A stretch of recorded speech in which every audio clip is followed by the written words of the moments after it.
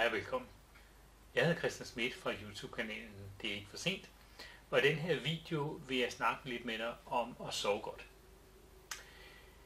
Den her kanal den handler meget om at tabe dig i vægt og blive sund og have et godt liv, også selvom du er nået til en alder, hvor det ikke er en selvfølge. Og det er ikke sikkert, at du ved det, men en af forudsætninger for, at man overhovedet kan tabe sig, det er, at man sover godt. Det er sådan så, at det er ikke, når du laver motionen, at du taber dig. Det er heller ikke, når du laver motionen, at du får flere muskler. Det er rent faktisk, når du sover. Og af disse grunde og mange andre grunde, er det alt afgørende for din livskvalitet, at du rent faktisk sover godt.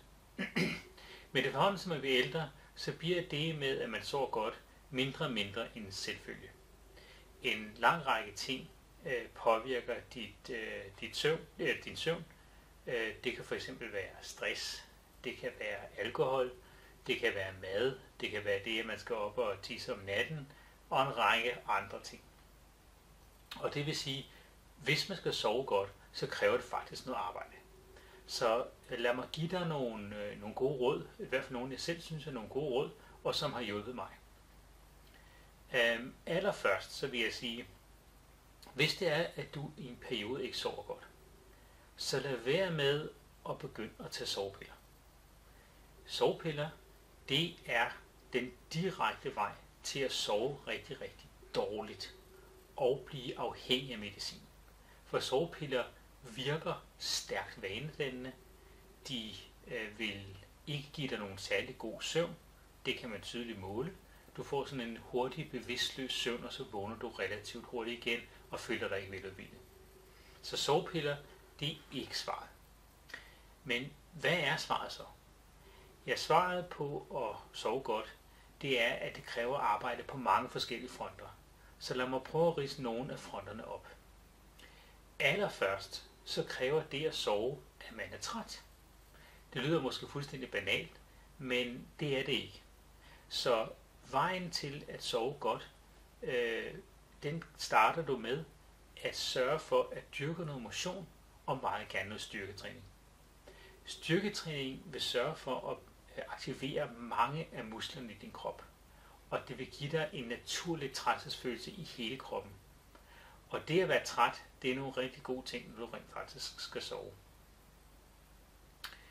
Det er den ene ting.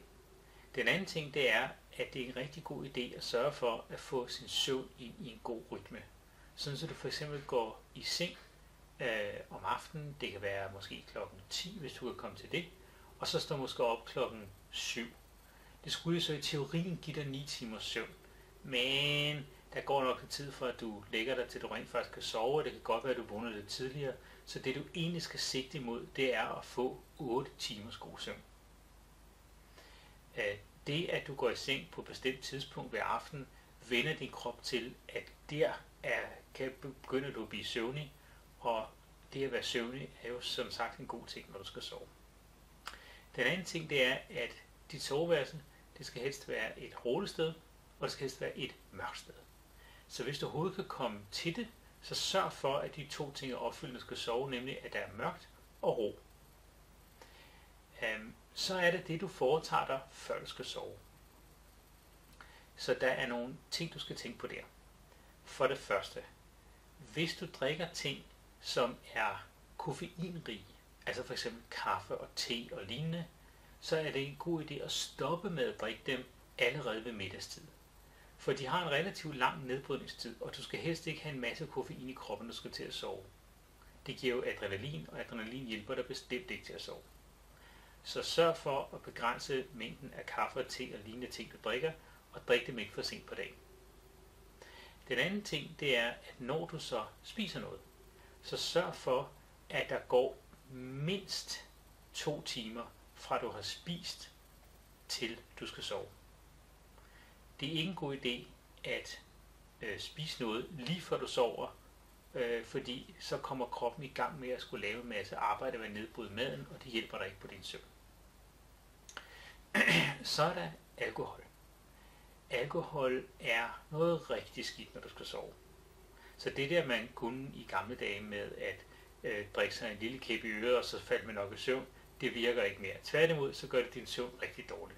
Så sørg for at eliminere alkohol fuldstændig, og det vil helt sikkert hjælpe dig med at sove bedre.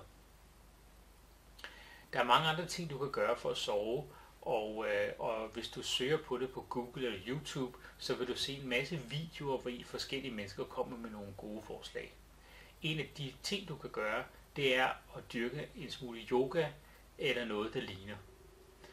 Det kan du finde videoer til på nettet, men tricket er, at du stille og roligt mærker forskellige dele af din krop og falder ned og får det ligesom for ro på, før du skal sove. Og det vil helt sikkert også hjælpe dig. Og så husk, at ting, som muligvis bekymrer dig i løbet af dagen, dem kan du alligevel ikke løse, når du sover. Så du kan lige så godt skyde dem til side og tænke, dem finder vi nok en løsning på i løbet af næste dag.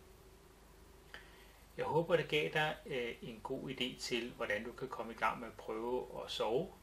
Når man kommer lidt op i årene, så er det at sove godt ikke nogen selvfølge, og det kræver en hel del arbejde.